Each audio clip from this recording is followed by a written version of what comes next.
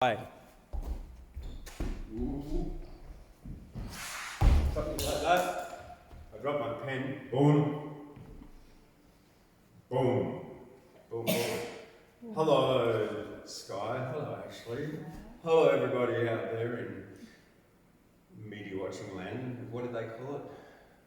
BVOD, Broadcast Video on Demand. It's like replace TV.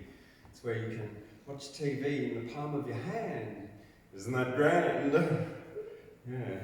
It's our new latest affliction. It's called BVOD addiction. Shorts. Yeah. It's kind of like watching extreme sports over and over again as they flip and flip and flip and go on some other person's kind of video trip. Oh. I'm locked, blocked. Tick tock, tick tock, tick tock. There goes the time. I'm missing and slowly dying while I'm watching BVOD in the palm of my hand, but it's so grand. Tick tock, tick tock, tick tock. More extreme sports. Oh. And talks about horses and how to stand and stretch and walk. Tick tock, tick tock. Isn't that grand? More video in my hand. Okay. Yeah, welcome to the Australian Poetry Hall of Fame Wednesday Words on this date today, which would happen to be the 22nd of November, the 2211 of the 2023. Yeah, that's right. We've just finished the festival of poetry here on the mountain, the Poets on the Mountain Festival here, and the New South Wales Bush Poetry Championship this weekend. It was just a fantastic event, and I've got a little bit to read out of you from the Guyra Gazette, the press release that went out. Festival celebrates the Bush Poetry tradition, and after I read this out, I'll also go through the winners of all the competitions that we've held here. The written, the performance, the film festival, youth and novice as well. Okay, so the inaugural Poets on the Mountain Festival held over the weekend proved to be a resounding success, reawakening the spirit of bush poetry and showcasing the talents of both established and emerging poets. The highlight of the festival was the crowning of Paddy O'Brien as the overall winner of the New South Wales Bush Poetry Performance Championship 2023, with Debbie Berryman taking second place. In the written championship, David Judge emerged victorious with his poem The Dream Team, followed by Catherine Lee with Convict and Glennie Palmer with Billy Backty. Kevin Pye impressed in the novice section with his winning entry, Henry's Words. The festival also marked the debut of the Australian Bush Poetry Film Festival, an innovative addition to the Australian poetry landscape. Demetrius Iapanis of the Griffith University Film School took home the top prize for his interpretation of Charles Harper's poem A Basket of Fruit. Sky Campen received an honourable mention for her film and original poem Barefoot. The Guyra Poets and Musicians variety show on Friday night entertained audiences with Gladys Wilson's heartfelt rendition of Gumtree's Lament, and yeah, I'll just add in that she is getting really good at getting up there and performing. And of course, yours truly, Thundercloud spirited performance of Rawhide. Yeehaw! Well, that was side-splitting for everybody. A dose of comedy leaving everybody in stitches, yeah. The crowning moment of the festival was the induction of the living legends of Australian poetry into the Hall of Fame. Drawn behind me, Ray Essery, Robin Sykes and Bill Kearns. These esteemed poets were recognised for their significant contribution to the Australian bush poetry tradition, and both Bill and Ray are in their 80s now, so we need to recognise and celebrate their achievements while they're alive. This is very important. organiser, me, yours truly, express my delight with the festival's outcome. The first Poets on the Mountain has been a success, I said. It restarted the New South Wales Bush Poetry Championship, brought many visitors to Gyra actually, and they went to places like the pub and had meals there. They stayed there. They stayed in, filled up the motel, the caravan park, with free camping down there. They went to rafters. They went shopping through town. So lots of money was spent in Gyra. So that's one of the benefits of holding a festival where you bring people. Sky, would you please run to the door and get the door? Thank you very much. Circulate the economy circulates. Yeah, it does. So, look, but the festival has undoubtedly established itself as a significant event in the Australian poetry calendar, fostering a vibrant and diverse community of poets, performers and enthusiasts. It promises to continue its mission to preserve and celebrate the rich heritage of bush poetry while embracing new forms of expression and inspiring future generations of poets. The acknowledgement needs to go to the assistant organiser and master of ceremonies, Tom McElveen, the poet of Oz. Tom was just fantastic. He mentored me all the way as his mentee, so that I got stuff done, because it was a mammoth task to organise a whole festival and poetry championship all on my little lonesome, but it got done and it turned out fantastic. And it's only going to get bigger and better every year from now on, and grow bigger and better and better and bigger and bigger. Yeah, that's the main thing. Also, I'd like to acknowledge the collators, Susan Ashton and Mary Gray, and of course the judges who were inducted into the Hall of Fame behind me. And yeah, fantastic. It was a great weekend. All right, let's get you now. I'm just going to read out all of the results for the whole evening. And welcome, Saul. It's good to see you. Yeah. Excellent. So, yeah, start with the New South Wales Bush Poetry Championship performance for 2023. The overall winner was, and a big congratulations goes to Paddy O'Brien of Mount Burrell. And because the way it happened, they had to perform in 4 different heats, and then it was all collated, and the overall one was the best of the best.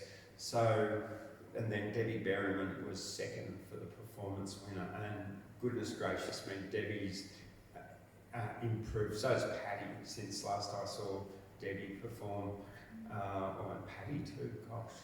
Then for the 4 different heats, the first one was the traditional others, where they performed traditional old poetry, often from the 1890s, but it had to be before 1953 because that's the copyright cut-off. Andrew Polsford first, Paddy O'Brien second, Debbie Berryman third. Then there was the modern others, anything published or after 1953, because that's the last 70 years. And the winner was Paddy O'Brien, second Jenny Markwell, and third David Stanley. Jenny, now I can't remember where Jenny's from. David Stanley's from Orange, and he's one of the organisers, along with Len Banks, of the Banjo Patterson Bush Poetry Competition and Festival down there in Orange in February. And he's also the Vice President of the Australian Bush Poets Association, so there you go. Now, then Saturday afternoon, we had the third heat, which was the original series, where they write their own and perform it. And the winner was Paddy O'Brien, second was Debbie Berryman, and third was Carolyn Toohey from Armidale. Yeah, well, Armidale and the Riverina, she lives in 2 different places. Yeah, but in Armidale. And then in the original humour as well, Debbie Berryman she won it with her Oodles of Doodles poems, all about the different like mixed up breeds of dogs that they have, and it's like, you know, there's shit whatevers and shit this and that, but you know, like shit's whatever, I don't know what they are, they're just shit dogs. Shit bits, yeah, maybe the bits of shit, like cross with the shih tzu, that's what I mean, that's what I'm trying to say, you know, yeah. Yeah. And then there's the original humorous, and I really like, Paddy O'Brien wrote this one, original humorous one, and it was all about Gyra, and it included the Mother of Ducks Lagoon, and it included the Gyra Ghost, and I think it should have won, but that's me being a bit biased. Anyway, into the written championships now. So the overall winner was David Judge for his poem Dream Team. Then we had two categories. We had serious and humorous. In the serious, David Judge, number first, Convict by Catherine Lee, second, third, Billy Back Tin by Glennie Palmer. A highly commended goes to Silo Art by David Judge, and In Worlds Apart by Brenda Joy, and commended Born to Hang by Kevin Pye, and Henry's Words, also by Kevin Pye. In the humorous section, we didn't get a great deal of entries. We actually got more serious, but it is much easier to write serious poetry than it is humorous for a lot of people. The winner was Easter Weekend by Irene Timpone. Second was The Saga of a Flaming Log by Brenda Joy. Third, A Musing in a Van Park by Brenda Joy. Fourth, highly commended, A Spirited Change by Glennie Palmer. Also highly commended, The B&S Ball by David Judge. And commended, Snowy Mountain Surfer by David Judge. The novice writing overall winner was Henry's Words by Kevin Pye, and in the novice serious section, first Henry's Words, Kevin Pye, second Born to Hang, Kevin Pye, third Frederick Cooper by Malcolm Melville. In the novice humorous, first, Greyhound Grumblings by Jim Cosgrove, second, S.O.G. by Malcolm Melville, and third, Prince of Persia by Jim Cosgrove.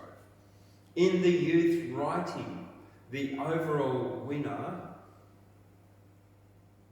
was Eleni Chapman with Barbecue Disaster. In the youth humorous, Barbecue Disaster, Eleni Chapman was first and second, and in the youth serious, I've made a mistake here, The Numbat and the Finch by Annabelle Wu.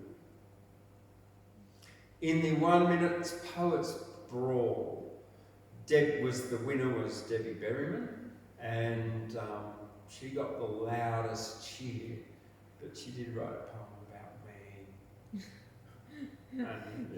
and me and all the work I've done here, so everyone was pretty happy with that. Then finally, the Australian Bush Poetry Film Festival, which we were just watching before you can pop it on later if you want to have a look there too, Saul. The winner was Demetrius Yiapanis, A Basket of Summer Fruit by Charles Harper, that was the name of the film. The finalist was Murray Craven, When Your Pants Begin to Go by Henry Lawson. An honourable mention, Demetrius Yiapanis, director of You Came, and an honourable mention goes to Sky Campen, director of Barefoot. Come on up, Sky. No, you've got to take the boots off. Oh, she's got her boots on. So at least look, here she is. We've got one. So Sky, well done, thank you. And there's a bit of a backstory there, isn't there? Because Sky managed to go off on the Saturday just before it was all due and go off down to Garagord and make her film. And she spent all day doing that, walking about barefoot and filming her feet and then putting the movie together. And she didn't get back here till really late. And then the next day she was sick. And she was sick for a whole week and really sick. Like hot. Terrible. She's hot always, but sweaty and that, it's fevery. Yeah, and then she only managed to get better, like on the very last day of the festival on the Sunday, to drag herself out of bed and receive her certificate. So yeah, congratulations. Yeah. Luckily, I'm Yeah, yeah. So she's alive. Yeah. So yeah, she missed the whole festival. Anyway, let's get on with some poetry now. I'll have a I was drink here for of the first day. kombucha. Yeah. I was probably the only one here for Sunday. You were here, yeah. All right, so Henry Lawson. I've really not ever read a lot of Henry Lawson, so I'm slowly working my way through his whole anthology here. And I've got A Campfire Yarn. Are you doing everything, the poetry and prose? Oh, both. But I'm not reading it all out, but just reading it for myself. I'm glad you're reading the whole thing. I haven't, but I'm sure it's a great experience. But the one that I do want to read is this one here. And I'm hoping I can find it. 129 it is. The Water Lily. And I'm doing this because I really want, even though I did it on Chill and Tuesday last night, but I really want to learn this. This poem was the result of a dream related to Henry Lawson by a woman that he knew. A lonely young wife in her dreaming discerns a lily-decked pool with a border of ferns, and a beautiful child with butterfly wings trips down to the edge of the water and sings, "Come, Mama, come, quick, follow me, step out on the leaves of the water lily." And the lonely young wife, her heart beating wild, cries, "Wait till I come, till I reach you, my child." But the beautiful child, with butterfly wings, steps out on the leaves of the lily and sings, "Come, Mama, come, quick, follow me, and step out on the leaves of the water lily." And the wife in her dreaming steps out on the stream, but the lily leaves sink, and she wakes from a dream. The waking is sad for the tears that it brings, and she knows 'tis her dead baby's spirit that sings. "Come, Mama, come, quick, follow me, step out on the leaves of the water lily." Isn't it? It's a dream. So I just got goosebumps all over my hairs, head's all goosebumpy and stuff. Like when you do ones like that, it's like, oh, I can feel the ghosts that got me all over. That first appeared, it appeared in his book When I Was King, but it first appeared in 1990 in his mother's magazine, The Dawn, which I think was first published in 1888. She bought it and started it. You can actually find that poem on Trove. Alright, the next one that I did want to get onto though are these country crumbs, and they're very interesting because they're all about these towns that he's been to, and they're sort of cross between prose and verse because they're written in a prosaic form and they look like a paragraph, but there are rhymes and kind of metre in it. And they start with this kind of a lead in. Oh, the scene is very shoppy and the people never rest, but the breeze that stirs our copy is a blowing from the west, and we think about the ranges and the gum trees and the possums, and we fancy the exchanges have the scent of wattle blossoms. Follow us, astonished reader, startled more than you can tell. We are off through local columns to the scenes we love so well. North and west, where miles are many, scattered scraps of news pursuing, till we know as well as any what the country folk are doing. The first one is Barcoo. These are all Queensland towns he's talking about in this one. Barcoo. His tent was torn and blankets damp and mud and water formed the floor. The flood went past the striker's camp. He lay awake and heard it roar. And now and then the restless tramp of his old horse beyond the door. He turned about but could not rest. He felt the chill in every part, save one old scar upon his breast and one old scar upon his heart. He thought of other strikes like this, and one where there was blood and flame. They mattered little hit and miss. They ended pretty much the same. He said 'twould take a mighty flood to drown the firebrand in my blood. I wonder if in coming years, when this old time has drifted out and things are trimmed with sharper shears and strikes are never dreamed about, I wonder if when truth is true and all is just and all is right, our sons will give us credit due for these blind battles that we fight. A union kind of a one.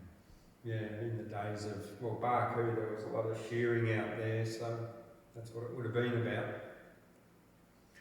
Charters Towers.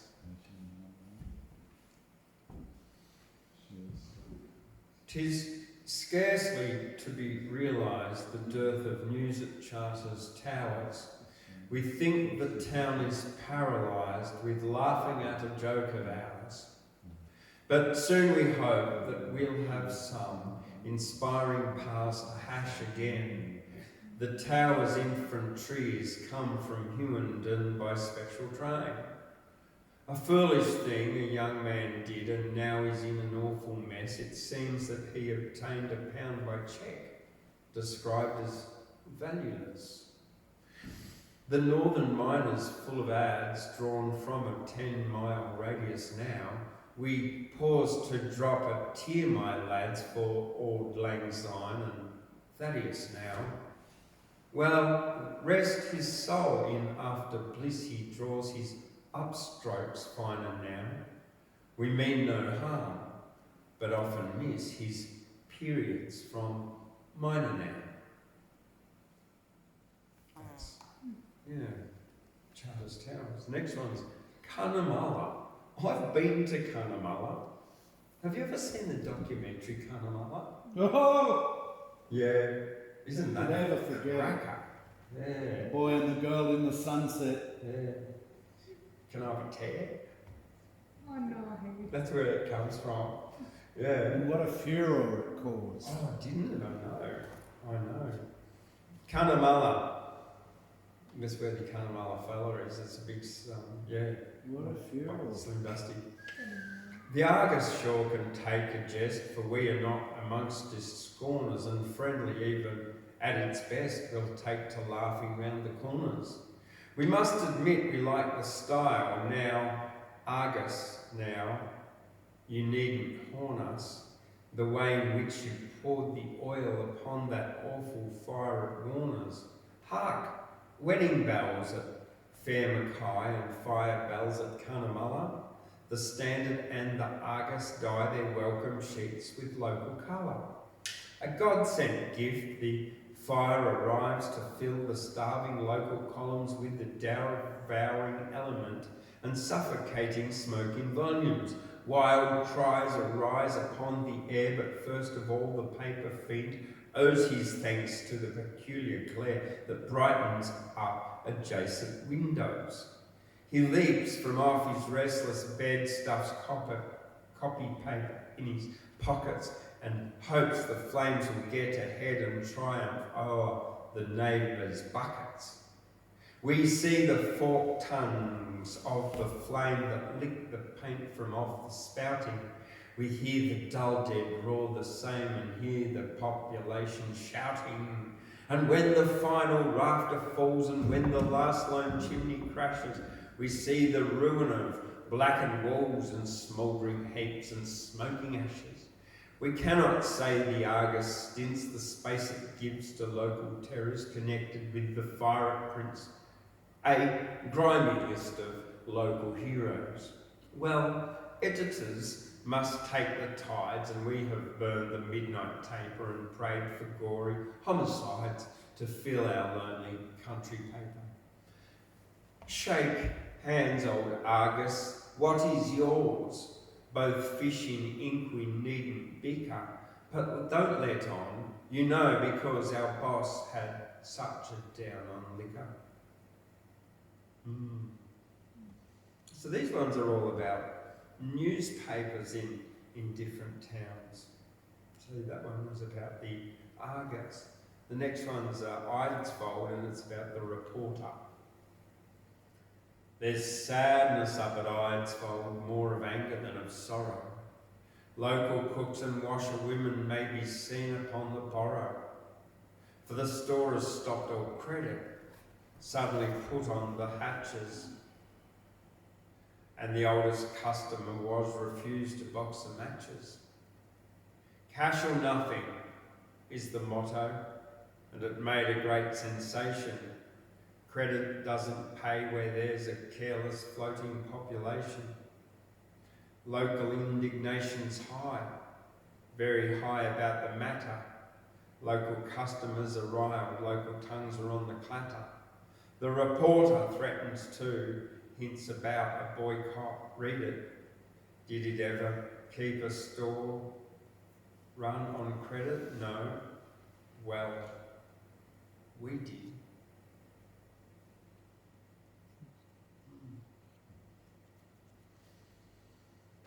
And finally, I'll finish with Gladstone.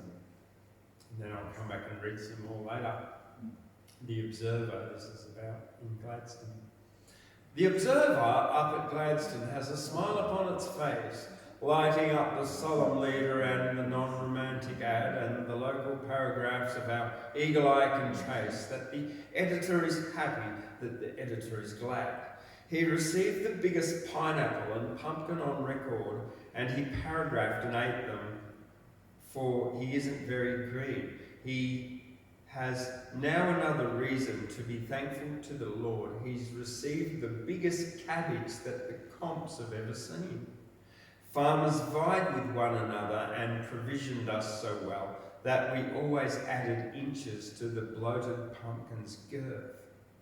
George, when we were on paper, how the produce used to swell, till we got the biggest pumpkins that were never grown on earth. All right. Next one's about Grantchester, but that will wait until after, because Grantchester's just, I think it's a stop after Ipswich on the train, isn't it? Ipswich, Grantchester, that's where the end of the railway, something like that. No. Not real, somewhere out that way. Yeah. Okay. Now I've got a... Siri, let me know if I can help. Nah, sorry Siri, can't help. Now I've got some of my little poems that I wrote myself this week, and I'm just going to start with one of them before I invite Ashley up.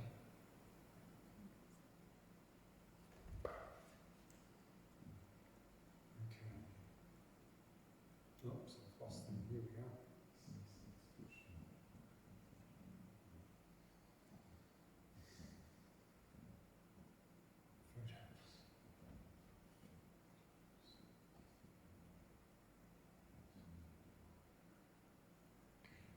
All right. Now this one was written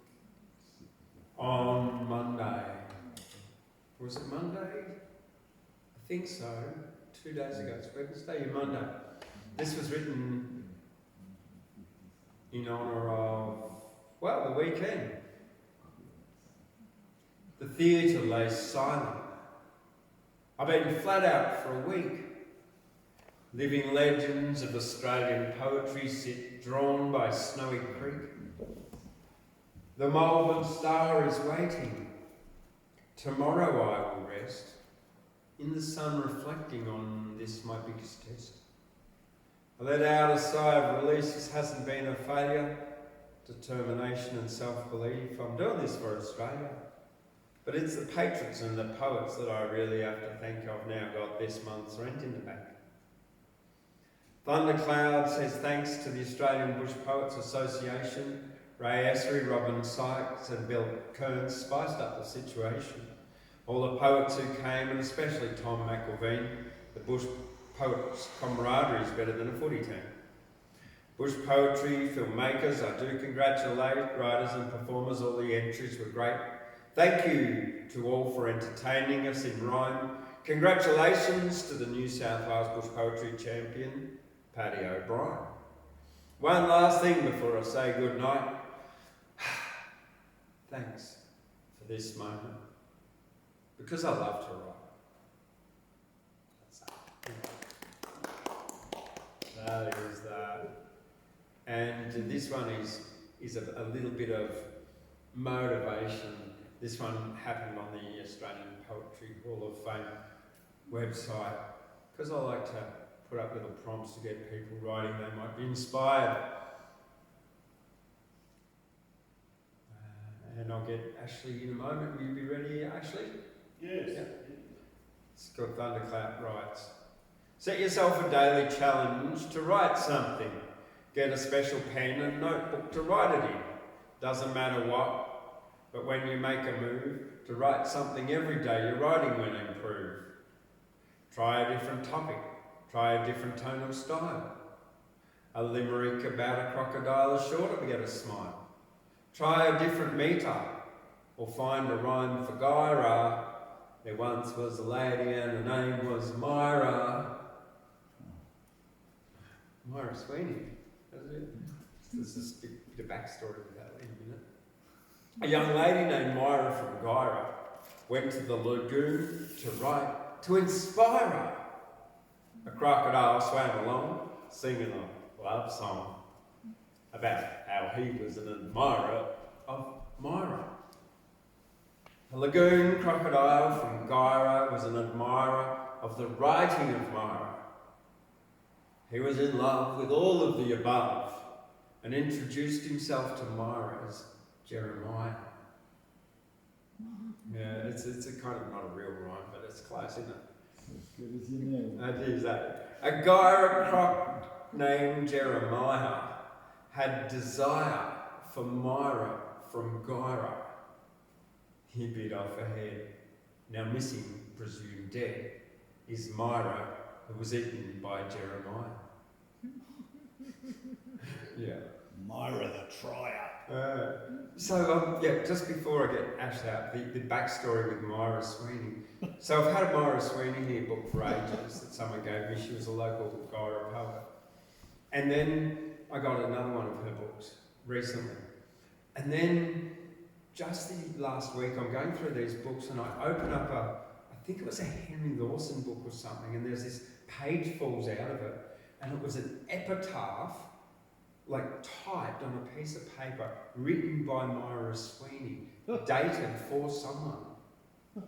Like seriously just dropped out of this poetry book. All right, I'll invite Ashley up. Come on, Ashley. Albanese, welcome back. Pleasing to hear that all the folks had such timeless time trying to find rhyme that can expand to the horizons of the Aussie bush. Here are my friends, my trusty friends. Hypothesis, implication, and the testing of that, or the parameters of that. A friend sent me some shots from Marseille. I zipped back on this wonderment through the satellite and said, "Is that Marseille?" And I must say, the white houses and the structures of angles as you looked across the white paint of that city contemporaneously made me think instantly of Hellas, but not alas, of the Greeks and all their doings in the Mediterranean. And she didn't pick back and say whether it was Marseille, but the next shot were of boats down on the dock, which were there when the Hellenes walked their first processes of trade and profit. I sent her a poem that her images aroused in me. These aren't the exact words, but I wrote this with my left finger.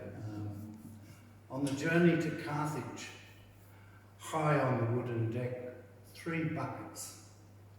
One filled with salt, one with soup alphabetical, and one empty, miraculously and marvellously empty. It's my sad poem on the journey to Carthage. Well, listen, I meant it to have a Zen-like ambiguity. The 3rd bucket is empty, miraculously and marvellously empty. While James was finishing, I went over to the library. It's becoming bigger and more expressive of that which can be expressed. And I picked up Australian Bush Ballads by Douglas Stewart and Nancy Cassing, which used to sit around in my boyhood. And I thought I would just read out, rather than do a poem, I thought I would read out the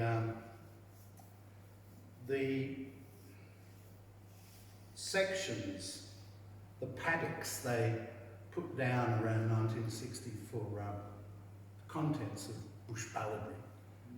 Bushrangers, goldfields, blacks, parishes, etc., shanties, droving, horses and horsemen, the teams, shearing, swaggies, tall stories and takedowns, people and places, the Irish, I've had something to do with them in my time, bush yarns, old days, old ways, and the light horse.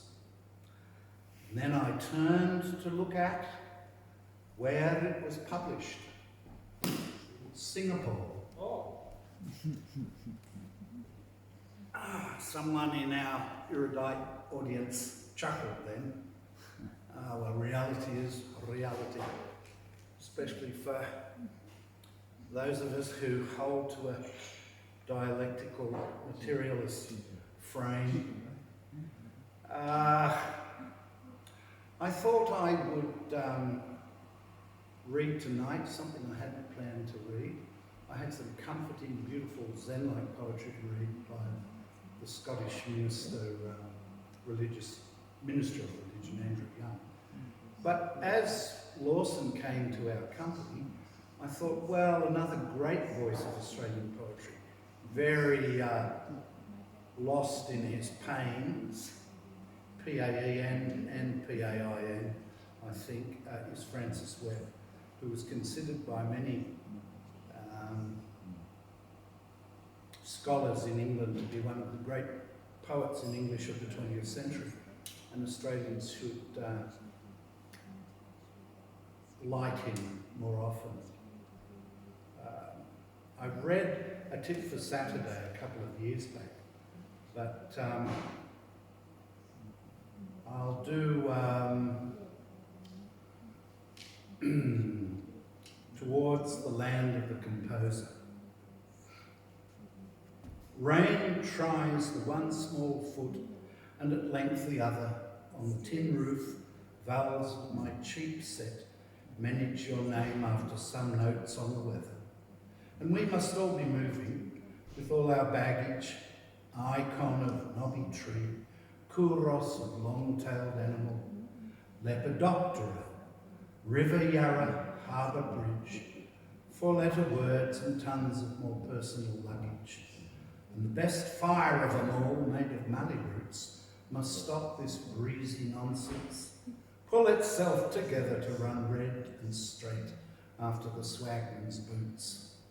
And fair in the heel of the hunt, our cloud formations, our sun, our flocks, our tribespeople, grease of desert, blazing skewer of harvest, the statues of Colonel Light and the railway stations, and the heaven-bent squatters lash to their holy backs, acre and acre, rifle and rifle, the family tree, the family Bible, at a sign from deadbeaters who carry only their packs.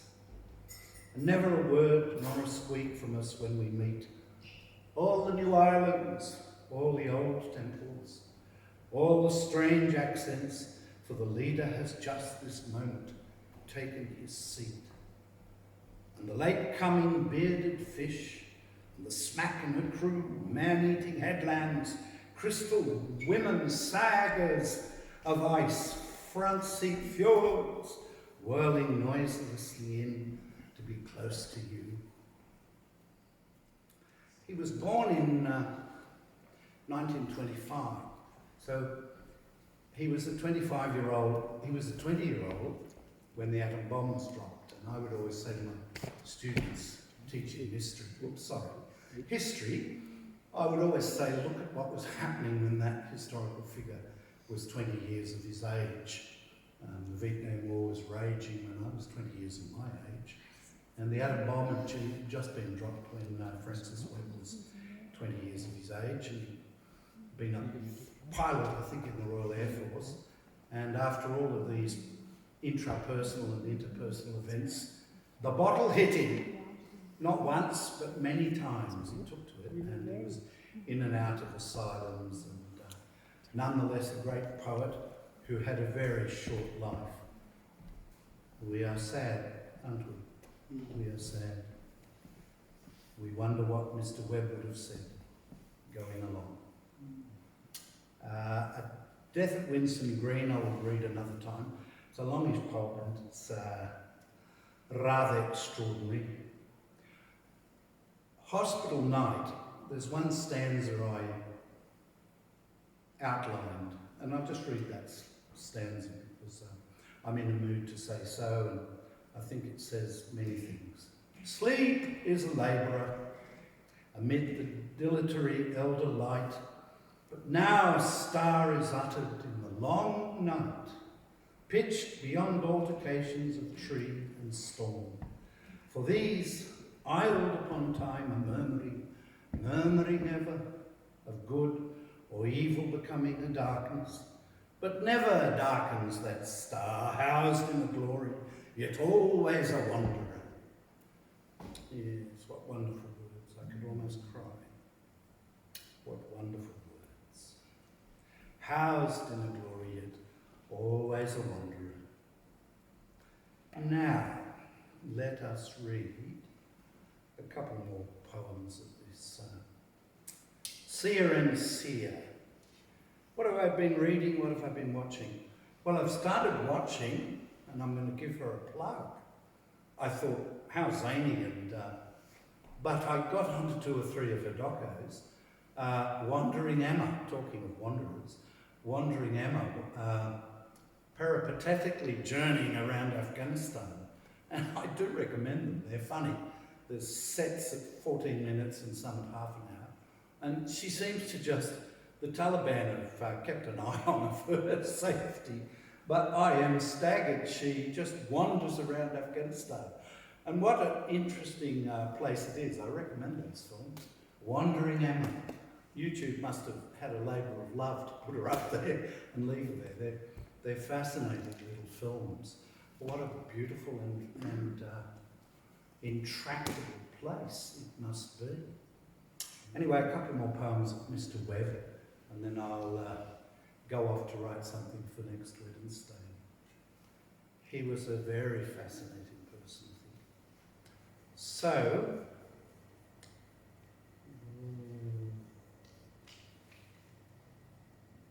clouds. Inland. The rich surplus of consciousness rots at the wharves. That one big bird will not preen his shallow shoulder, nor peer at his ghost in water. There is none.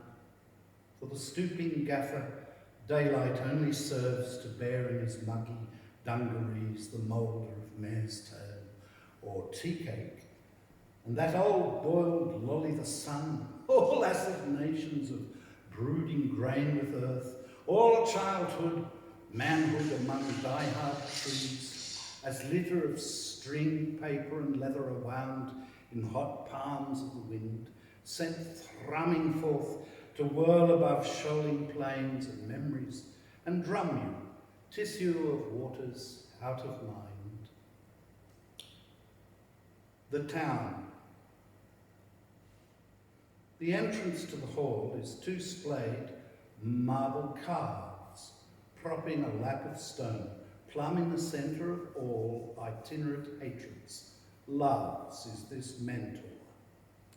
But all alone, Woolworths and Lionses lean, all askew at 12, time for a beer or tea, and watch the flittering scene of scamper and gabble, delve into unknown symmetry for their children to buy colours and tiny stars. They are going too fast, it seems. No one looks at the sky, with all its department stores auctioning thuds and gleams, and greasy Meccano cloud, oaths rattle in heaven, big fists clear away. No one has heard a word, no signals, omens even in the town this day. Airliner.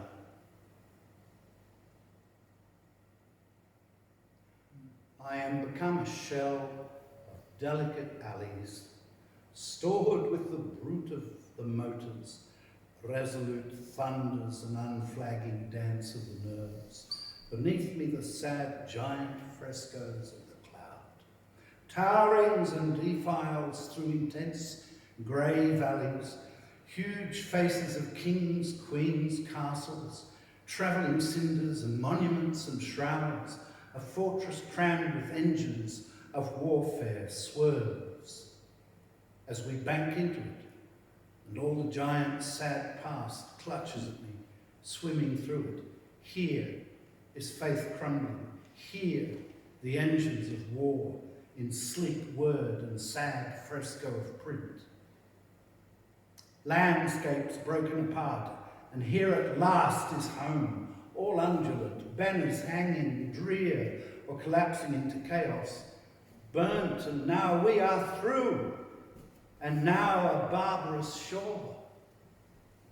Grimaces in welcome, showing all its teeth. And now the elder seal, wrinkled with love, sways tipsily up to us, and now the swing of the bridge, houses, islands, and many blue bushlands come, confine me in pitch gut, bury me beneath the bones of the old lag, analyse me above the city, lest I drunkenly sing of Wattles' wars, childhoods, being at last home. Thank you, Mr. Francis Webb.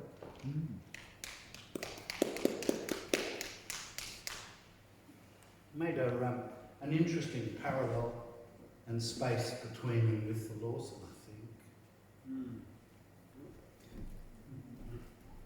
think. Okay. Here. Right. I've got a bit more Henry Lawson for you.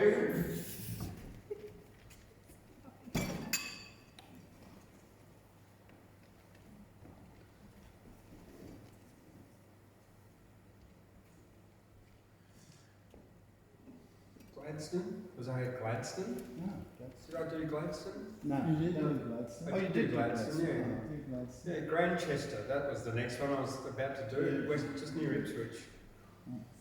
There is sorrow and anger at Grantchester now, and the land speculators are ripe for a row. A gentleman came to Grantchester, they tell. 'Twas easy to see that the gent was a swell. He purchased 3 farms, paying high for the land, and paid the deposits in cheques, understand. He appointed a day to pay over the rest. The day soon came round, but the gent was non-est. And the merry bank clerk scratched the back of his head. I know not these cheques, were the words that he said. Now, stranger, take warning, you'll come to some harm if you offer to purchase a Grantchester farm. Postscriptum. We wish to acknowledge these rhymes to a par that appeared in the Queensland Times. The name of the paper we're forced to abuse, or else it won't fit in the meter we use.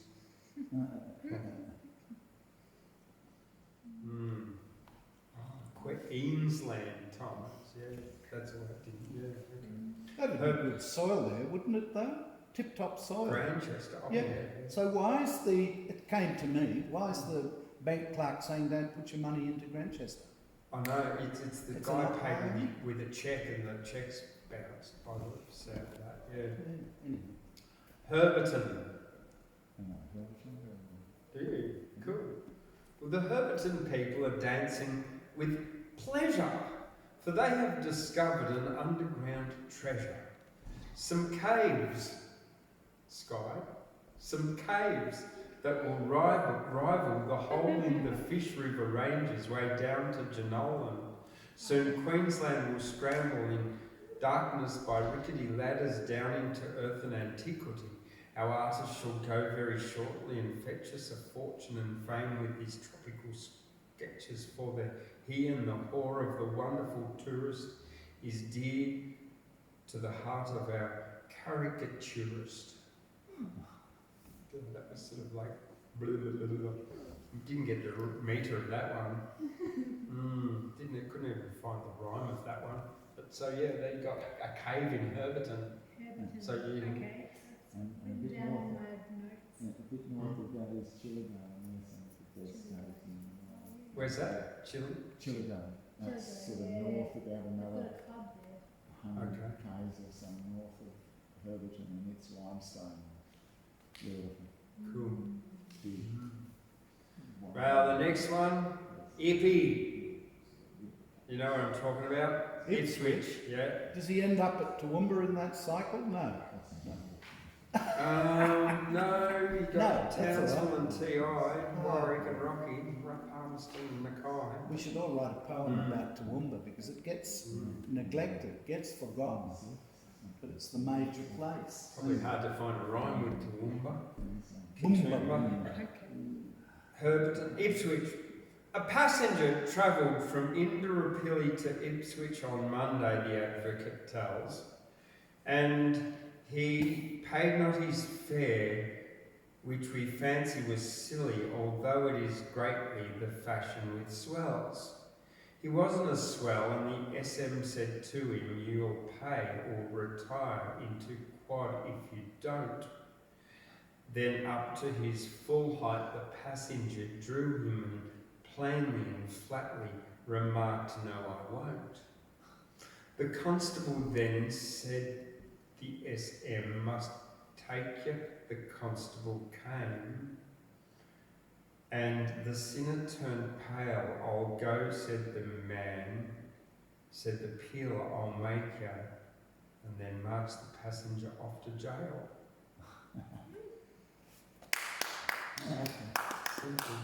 Very zen. Lose it, yeah. But Yeah, no, off you go. it just went. I never knew he wrote things like that. March, right, you're off the jar, thank you. Yeah. See,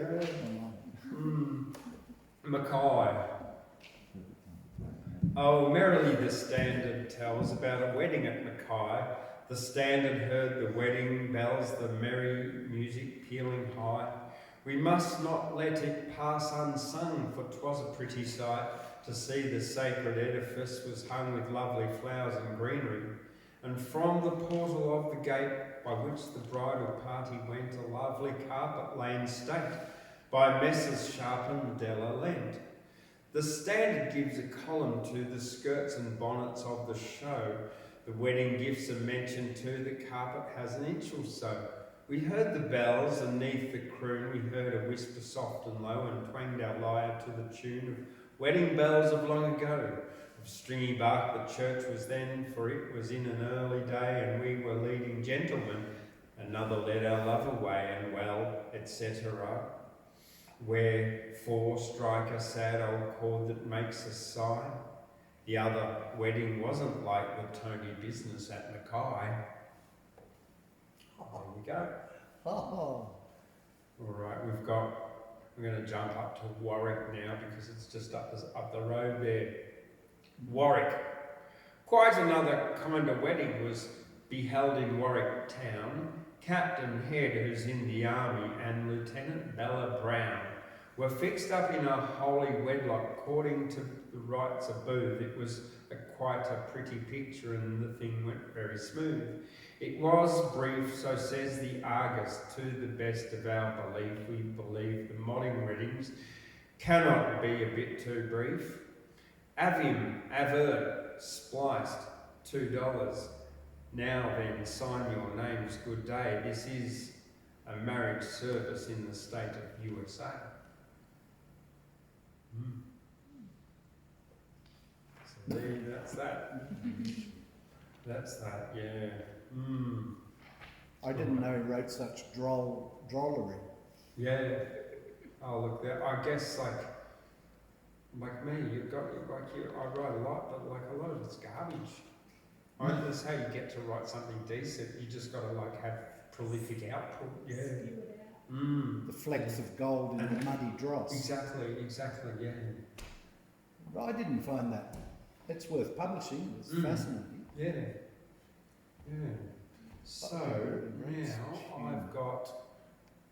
Oh, here we go.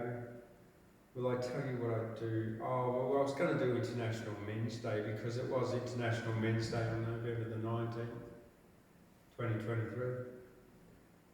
It's a little quick one. Men do the hard work, men give their lives. Some men are abused by partners and wives. Men do the dirty stuff, all men admit vices. For women and children, men make sacrifices. Men are expected to be an act unaffected. Men love being supported, not publicly corrected. Men are heroes. Men are warriors of peace. Real men command and suppress their inner beast. Happy Men's Day, all about the world. But it's difficult to say that to the men who think they're girls. I don't know, perhaps they're the bravest men.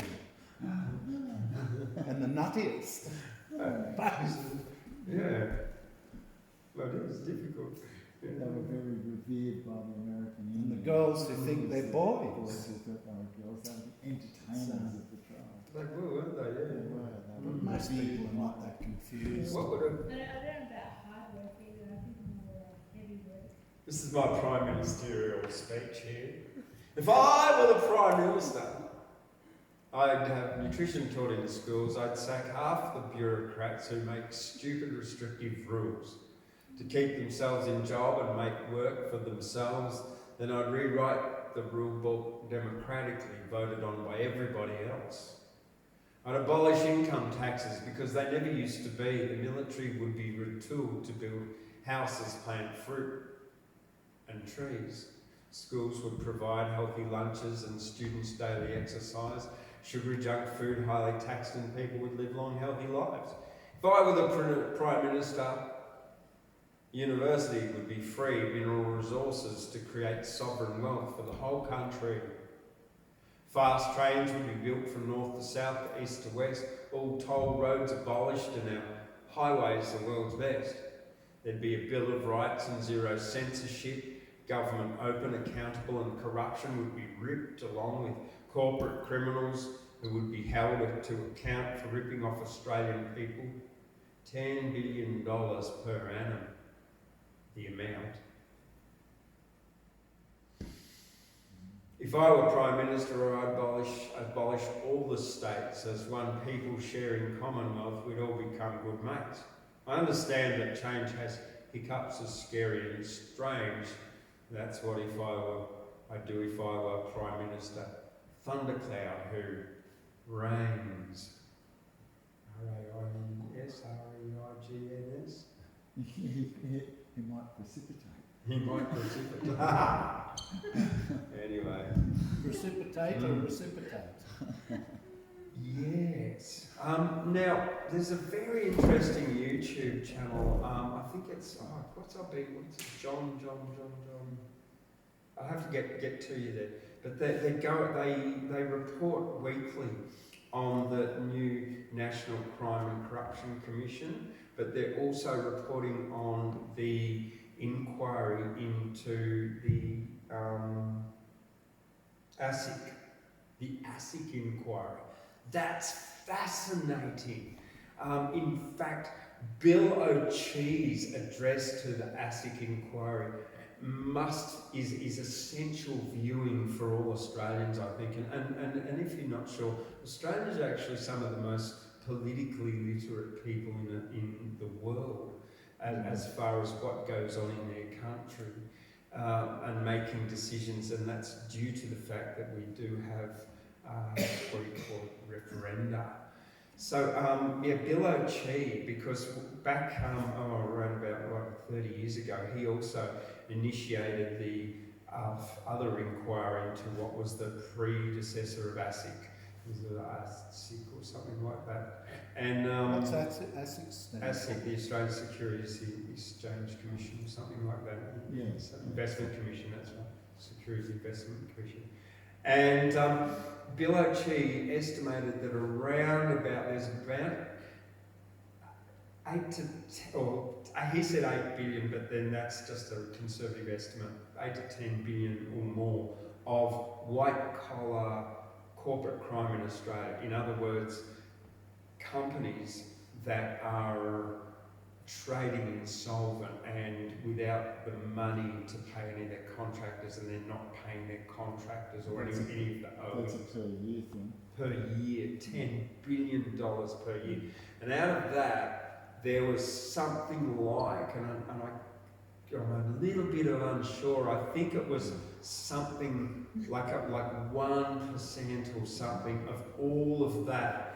So ASIC then makes recommendations to investigate, but they're toothless.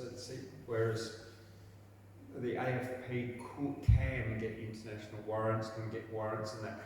If ASIC wants to do an investigation into some company that's folded, they say, "Oh, give us all your records, and you've got 2 weeks to do it." In that time, like some of our other prime ministers, you could, like Kevin Rudd, for example, you could lose those computers or records. And this is what happens all the time. So the actual number of that huge amount that actually reach prosecution is 0.04% or 0.4%, and it's only 0.4%. And then to actually then be found guilty, well, it just doesn't happen, because once you get the big lawyers and they know how to hide everything, corporate crime is massive in this country, and ASIC is just useless as breasts an udder on a bull. Yeah. I think corporate crime's pretty rife all through the world. It is. And except Singapore, and see, one of the things that they can do, and Singapore did this in the 70s, they actually, any corruption or corporate crime was held up and those people were like jailed, like severely punished. And in doing that, Singapore then became a really uncorrupt place. Just because it's like, okay, let's actually go after these criminals and let's hold them up as an example. And then everyone's like, oh, well, okay, well, if that's going to happen, we won't do it. And that's, simple. That's that's how they did it. I'll get you up in one more poem. We've got a bit of a lucid dream here. Sitting in a pen with a billy goat. The sun is high, the ground is hot. Blindfolded, legs tied, escape remote. It appears that I'm in a bit of a spot. There's a clown that's not happy, but I'm feeling quite fine. Plus a noisy chihuahua, yappy. This is a wonderful time. CIA cartel smuggles fentanyl, gun battles, a Mexican cartel, and all that I can do is smile. As bullets whiz around, bang, bang, strewn around his broken glass. Things are not as they seem. I sit on it with my bare. Lucky this is just a dream. Okay. Yeah, I do a lot of those funny dreamy things, don't I? Like, here's another one. So my son sent me a message. He said, "Dad, I had this dream where I met 4 of me, and one of them got killed. And then I realised that there are all these different parallel universes with me in it." That's what he said. In dreamland. I live in many different universes on many different bands. I close my eyes to visit them when I enter dreamland. In one, I'm the president of the world, there's no war. In another, I'm in prison for killing 900 people or more by convincing them to drink cyanide-laced Kool-Aid. And I enjoy the universe where I'm a billionaire, self-made. In one parallel universe, I have a total of 16 lives. When I dream at night, I can experience parallel lives. Oh, and I do need to actually explain a little bit out of that. That was, in one, I'm in prison for killing 900 people or more by convincing them to drink cyanide-laced Kool-Aid. Do you remember Jim Jones of the People's Temple in Guyana in 1973? He convinced 912 people to drink cyanide-laced Flavor Aid, which was the cheap version of Kool-Aid. His middle name, Jim Jones, was Warren James Warren Jones. Ooh. I know, isn't that spooky, eh? Yeah, I've actually done a bit of poetry about Jim Jones before too. Yeah. How many died? Oh, 900 plus. Yeah, I even remember it as a kid, like seeing that particular news article and like, wow, yeah, thinking. There's still ongoing research, of course, into that. Yeah, well, We still don't know the whole. No, it was probably the CIA. No, it could be some psychic force once you get a tribe wound up. It's not clear what Saul, happened, I don't think. Yeah. Oh, really? Like to come on up. Crept up. Crept up from Armadale. Look at Germany with Hitler. It was like a tribe going off its rocker. Really destroyed the world. Not just 900 people. Hello, world. Undestroyed world, sort of. Bit crumpled around the edges. Dents. Things like that in the world. Okay. Here's, I think I've got it here. Yeah. All this bush ballad stuff got me sort of a little bit, I had a favourite. When I was a young fellow, I played in a bush band with my old man called Scrub Turkey. I played the vibraphone and he was on the bush bass. And of course, the bushwhackers were now very popular then. I just got out this thing. And so this is a song. I'm not going to sing it as a song, I'll just read it as a poem. But it's called The Ballad of 1891. And it was actually written by Helen Palmer in like 1950. So, and then it got music, so it's got music to it. And it's all this talk about, places around Queensland and stuff. It's like this was the shearers' strike, and it's sort of was Australia's sort of initial recession, where the price of wool and everything just plummeted, and unions rose up to try and protect the workers, and there was a big hoo-ha going on about it, So the shearers' strike and stuff came on. Okay, so here we go. The price of wool was falling in 1891. The men who owned the acres saw that something must be done. We'll break the shearers' union and we'll show our masters still, and they'll take the terms we give them, or we'll find the ones who will. Of course, with unions in Australia was sort of like a bit of a pioneer in union movements around the world. We sort of got it together with workers coming together, sort of a long time before a lot of other places, with any power, of course, that is. Okay. From Claremont to Buckholland, and that's what I like about this, lots of sort of names and places in it. Yeah. From Claremont to Buckholland, the shearing, just to interject again, Australia's got great names for putting in the poems. So many Australian names actually do, as opposed to Grantchester, have great names for, like Buckholland and things like that. They're really good. From Claremont to Buckholland, the shearers' camps were full. 10,000 blades were ready to strip the greasy wool. Then through the west woke thunder, rang out the union's call. The sheds will be shore union, or they won't be shorn at all. Oh, Billy Lane was with them, his words were like a flame. A flag of blue above them, they spoke Eureka's name. Tomorrow, said the squatters, they'll find it does not pay. We're bringing up free labourers to get the clip away. Tomorrow, said the shearers, they may not be so keen. We can mount 3,000 horses to show them what we mean. Then we'll pack the west with troopers from Burke to Charters Towers. You can have your fill of speeches, but the final strength is ours.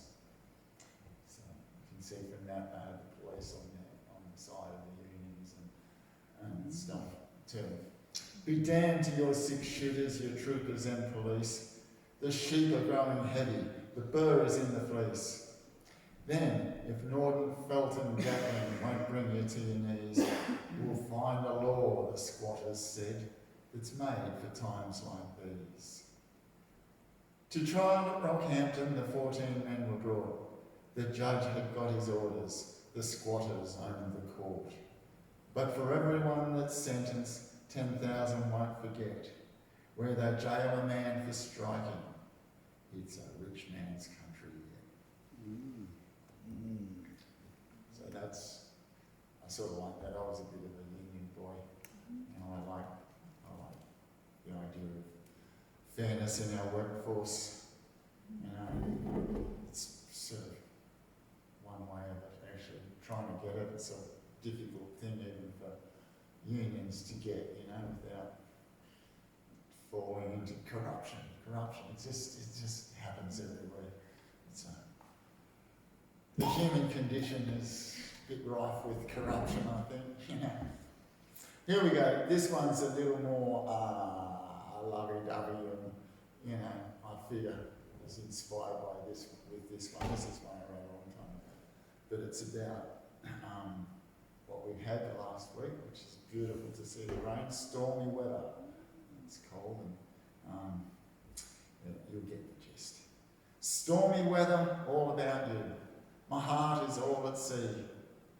Everything about you is everything to me. The sun shines up above me, even though I cannot see, because even when it's raining, I I know you shine for me. There is no pressure on you, no pressure on me too.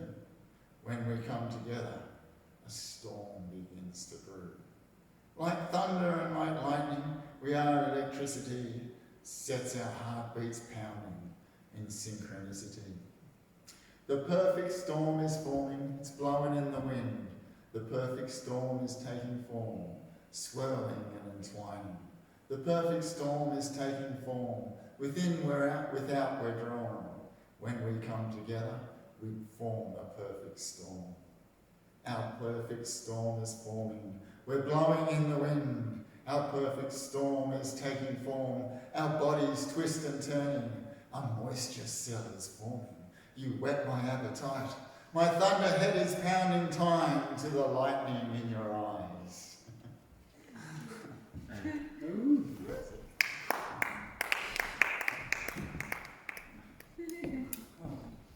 So, Crack, crack, I love it. Yeah. creak, creak. I love it. Yeah, oh wow. Ocean, ocean. Ocean of emotion. Fantastic. You know? I did like it actually. Yeah, it's, I like yeah. that. I would have liked to have heard that again. Oh, yeah. Now. Maybe I'll fast it.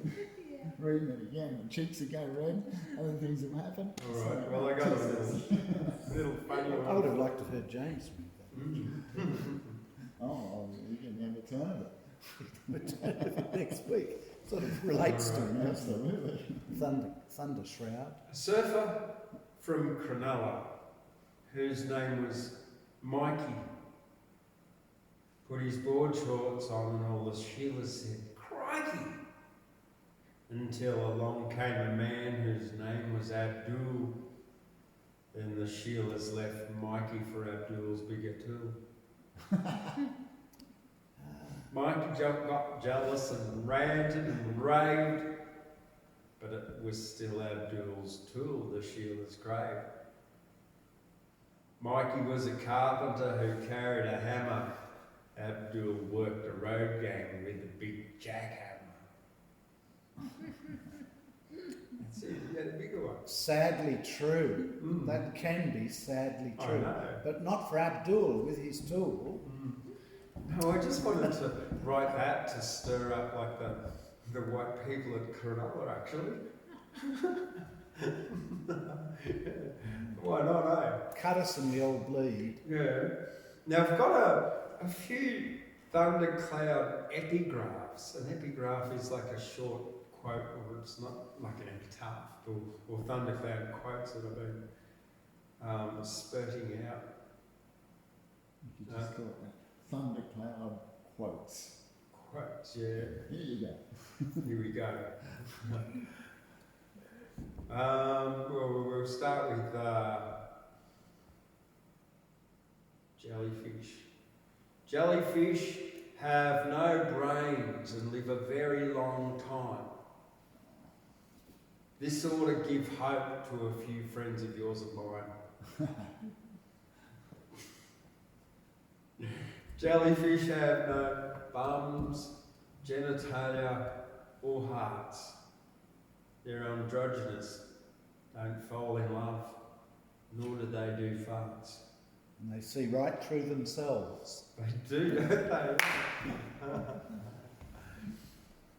Never trust a man, here's another one. Never trust a man who makes excuses, not taking responsibilities one of life's major self-abuses. Never trust a man who likes to blame, or one day you'll be the one about which he'll complain. Got one about a shark?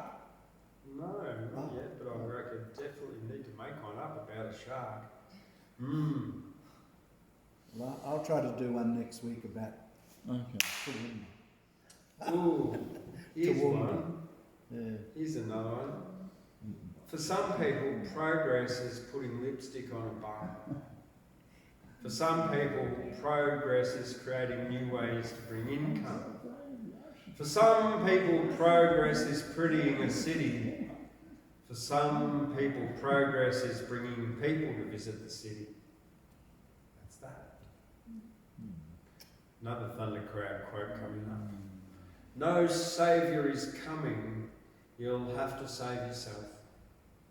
Because you cannot, this was actually inspired by a meme that each of the religions have these different saviours, like Jesus is going to return and someone else is going to return in another religion, and they've all got those saviour thingies. The Mahdi is returning with Christ. No saviour is coming. Soon. You'll have to save yourself, because you can't rely on being saved by somebody else. In a spot of bother, then reassess your goal to dig yourself out of that bothersome hole. Here we go. Oh, here we go. This one for Sky. If you don't speak up, your voice won't be heard. If you mumble unclearly, no one will understand a word. If you speak softly, no one will hear what you say. If you whisper quietly, people will have to say, hey? Yeah. It's alright, they can say that. They can. They can. That was. That's right. That one came to me this morning. Hey? Yeah. Look, I'm finished anyway. People actually listen. What? I'm not listening. I'm thinking of it. Yeah. All right. I'm just about finished. I am finished for the night. I've done all my poetry. We get one more. Henry Lawson's here, and we've got the beauty and the dude. The beauty and the dude. I didn't even know they had the name dude back then. Yeah. Yeah. When was this? 1890, Yeah. 91-ish. Yeah. A fresh, sweet-scented beauty came tripping down the street. She was tripping. She was as fair a vision as you might chance to meet. A masher raised his caddy. I don't want to be rude. He raised it to the lady, that fresh, sweet-scented dude. And they met and talked and simpered and giggled in the street.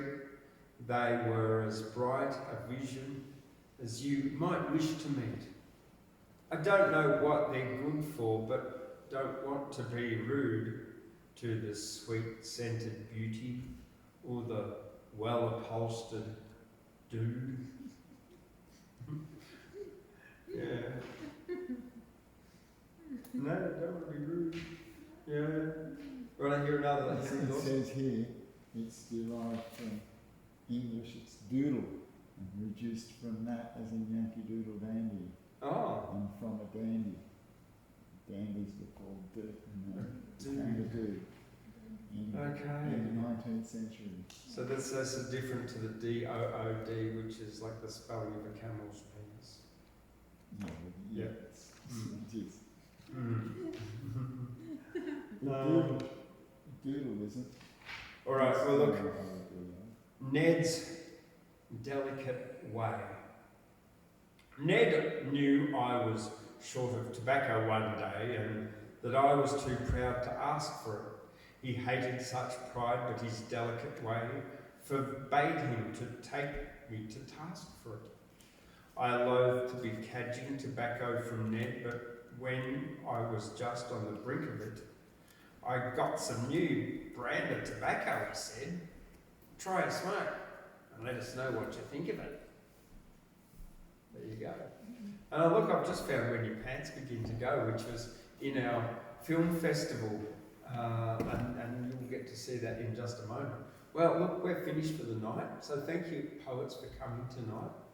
Thank you, everybody out there in YouTube, and thank you to all the people who came to the New South Wales Bush Poetry Championship and the Poets on the Mountain Festival and all the festivities that we did up here, because you made the weekend. It was without you guys being here, then there would have been no guys here. Nice. Yeah. Thanks for your passion, Saul. Yeah. All right. Yeah. All right. Okay. Good night. Sheila. Don't forget to like this and subscribe as well. It might boost the metrics and Just as a cat for do, Yep. was originally an insult given to men in the 1800s who were too obsessed with keeping up with fashion trends. Oh. Oh, so they're like fashionable dudes. Yeah, dandies. Dandy, yeah. All right. You're a bit of a dude, mate. I think I'd be a bit of a dude. I'm a bit obsessed with fashion sometimes. As long as it's from Spins. Good night.